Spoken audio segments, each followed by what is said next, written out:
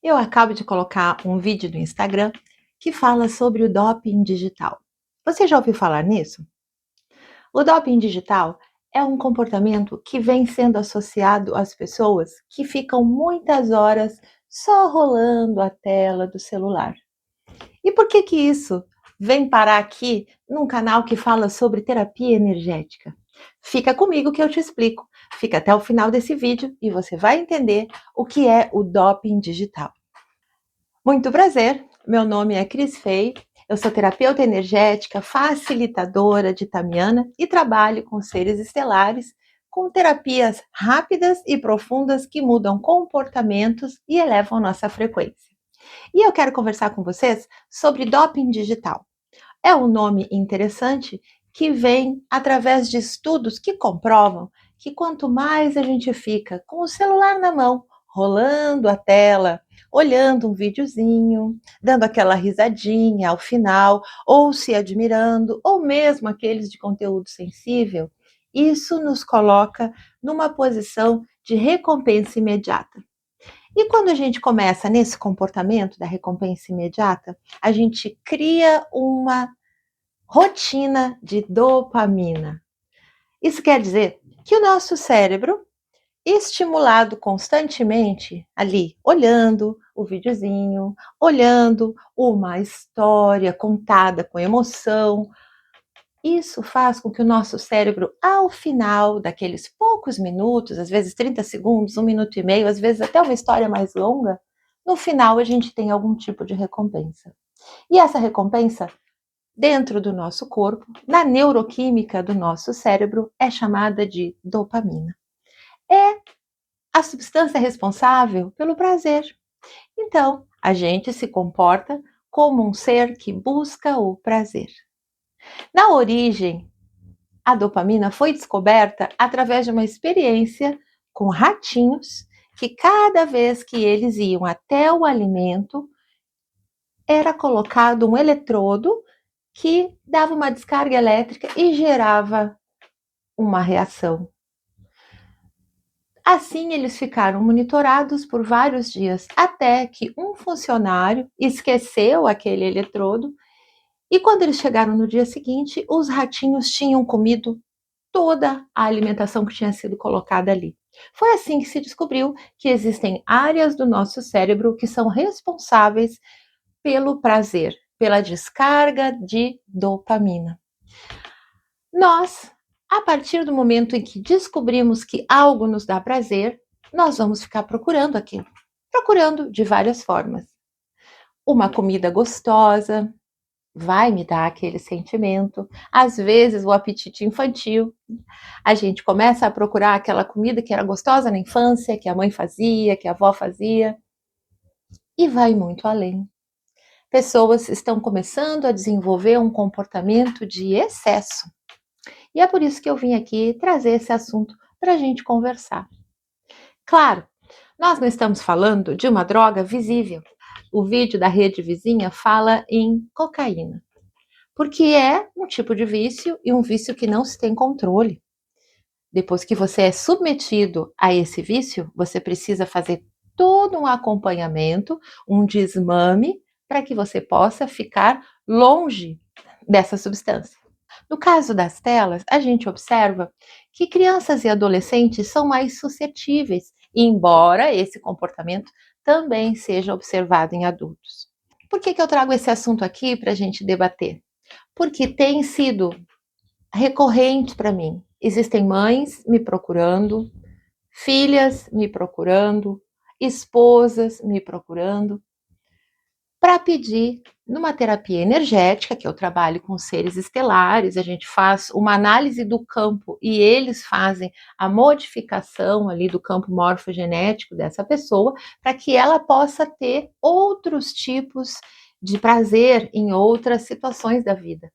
Mas é claro que a mudança de comportamento também está dentro desse combo. Os seres estelares, eu, a terapia e o comportamento da cliente ou da pessoa atingida, para que isso possa se transformar em algo cada vez menos agressivo na vida dela.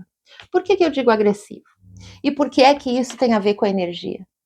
Porque a gente sente dentro desse comportamento que está tão acostumado a estar nas telas, recebendo estímulo constante, que começa a ficar muito cansativo e pouco interessante seguir aqui na vida normal.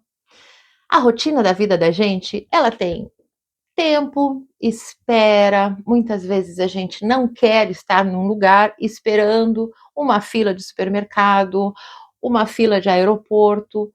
Às vezes, a gente não quer nem ficar na fila do mecânico enquanto ele arruma o nosso carro. A gente quer uma outra atividade, fazer alguma coisa em outro lugar para não ter que ficar perdendo tempo.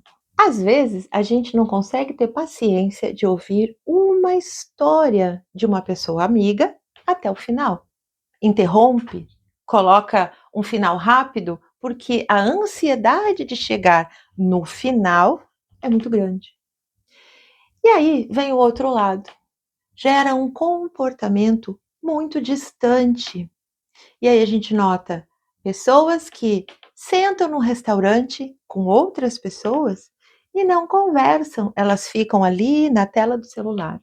Fotografam a comida, fazem uma selfie, fotografam o lugar, postam na rede social, fazem o check-in e a pessoa do outro lado está esperando companhia. Ou pior, estão os dois no celular, os três, os quatro, às vezes a família toda. E é por isso que eu vim trazer esse assunto, porque quando chega no nível comportamental, começa a afetar a convivência, a família, as amizades. E claro que toda mãe se preocupa se o seu filho, se a sua filha, jovem, criança, adolescente, está conseguindo se relacionar com os amigos. E é por isso que, muitas vezes, a terapia energética pode atuar nesse sentido, sim, pode influenciar, mas o comportamento da família também precisa mudar. Colocar limites não é proibir para sempre. Até porque, eu comentei isso no vídeo lá na Rede Vizinha, quando privados dos celulares, quando privados do uso das telas, seja no celular, seja no computador, no tablet, né, no iPad, eles já estão demonstrando, em alguns casos, nas casas e em comportamento de teste, um comportamento de abstinência. Né? Já se tem relatos de crianças que desenvolveram, inclusive, atitudes violentas, quebrando tudo, até receber aquilo que estimula, ou seja, até que alguém desista de combater e entregue o celular ou abra de novo a oportunidade de retomar o joguinho, aquilo que estava fazendo, que estava mantendo o comportamento quieto, digamos assim. Então, pensa bem, a gente quer uma família reunida, a gente quer um momento de alegria, uma festa de aniversário, ou mesmo no dia a dia, saber como é que foi o dia do filho, da filha, da mãe, do pai, do marido, da companheira, do companheiro. A gente quer interação. A gente gosta de contar e ouvir uma boa história. Mas a gente está criando pessoas ansiosas pelo fim, quando na verdade o que interessa é o processo.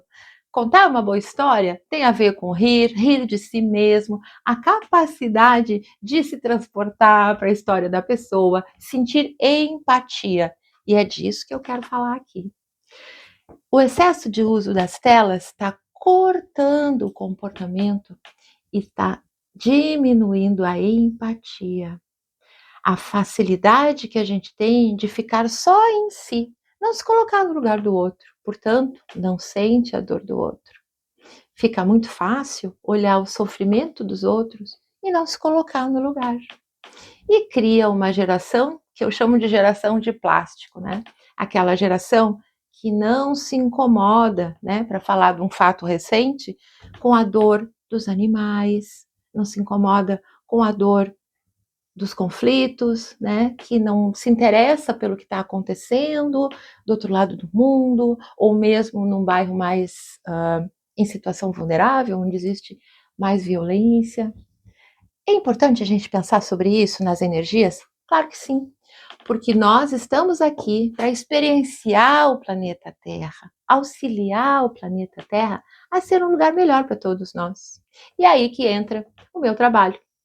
Quando a gente tem uma situação como essa dentro de casa, busque ajuda, busque contornar essa situação. Seu marido está distante, seu companheiro, sua companheira está distante, está envolvido com o celular, está envolvido com uma vida ali dentro. É um personagem, não é vida real. E quando a gente consegue identificar e trabalhar com essas situações, criando novas oportunidades de convivência, a vida fica melhor. A gente consegue olhar no olho, saber o que está acontecendo, saber se aconteceu algo na escola, ou no futebol, no vôlei, onde a criança ou adolescente estava, ou mesmo quando não aconteceu nada.